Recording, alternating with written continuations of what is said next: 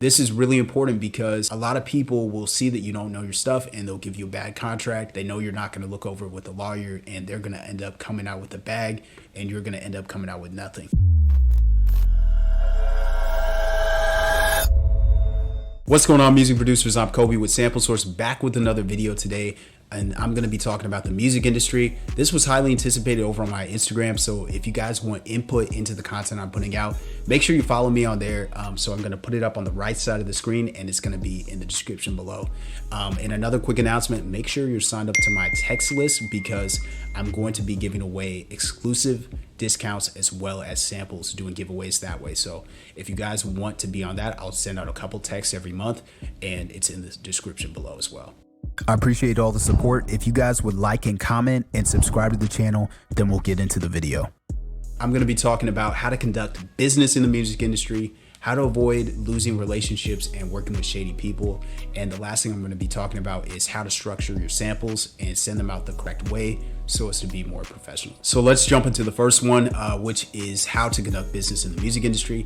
This is something I see far too often. It's something that I personally did myself when I got my first placement. So when I got my first placement, basically the producer I was working with had been going back and forth, and he let me know that we got a placement and he wanted my ASCAP info.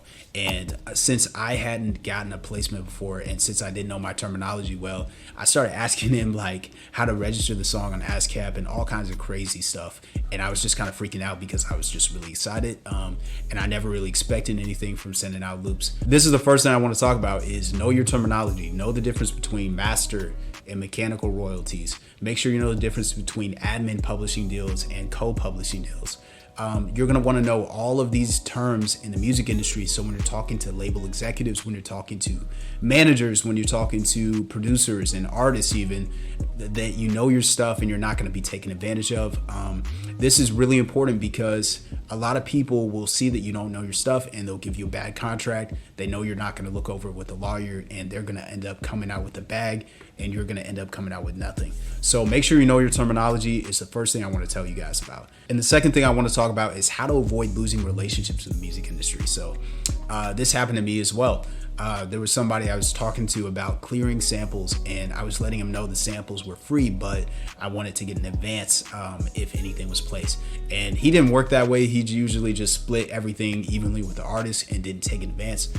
So I didn't communicate clearly, and he misunderstood me, and we ended up almost cutting off the relationship completely just because I had bad communication skills. So make sure you guys are communicating clearly and effectively so as to avoid losing relationships. So that's very important. You're going to want to make sure you're checking up on people, make sure that you keep tuning in to everything they're putting out, so as to make sure the relationship is as solid as possible. So this kind of goes hand in hand with working with shady people. This is another personal experience of mine. There was somebody I was working with, and he seemed very genuine up front, but there was some people that let me know that he actually was stealing people's loops. And this didn't personally happen to me, but it had happened to some other people. He worked with Hot Boy and a lot of other people in the industry. And whenever he got a sample, basically the song would release, and he would not let them know that there was somebody else who had made the sample. He would just take credit as the sole producer on the project. So it's very important that you have a network of people that you're working with and that you're up to date on what they're putting out, so that you avoid getting burned on something like that and working with somebody shady. That's my second piece of advice. The last thing I want to talk about in this video is how to structure your samples and how to send them out more professionally. So when I first started sending out samples, I basically would put all the elements together, and then I would just send out individual WAV files, including the master, through email. So this was crazy because like every sample was literally not even zipped or anything. So every sample would take up like 50 megabytes or something crazy like that. So this was something that slowed down the process and made it harder for people to work with me. And it made it seem like I didn't really know my stuff. I also was using Google Drive, which I later figured out is something you don't want to use. You want to use Dropbox when sending samples out, because it actually has an algorithm that allows it to sync faster.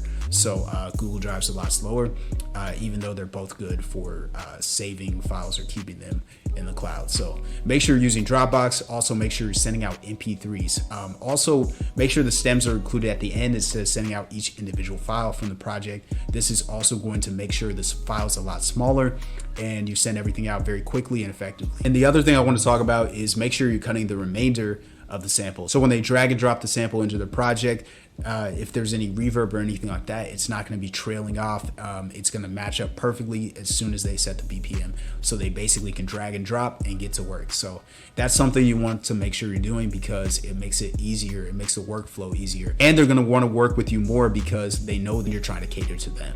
So those are my 3 pieces of advice to you guys working in the music industry. And another bit of advice is to make sure you guys are getting contracts looked over. If you get a placement or you have a potential deal on the table, make sure you're getting a lawyer, a manager, or an entertainment attorney to look at it so that you can avoid getting burned or scammed into a deal, because there's a lot of shady deals out there. And once you sign something like that, it's in writing and there's nothing you can do about it.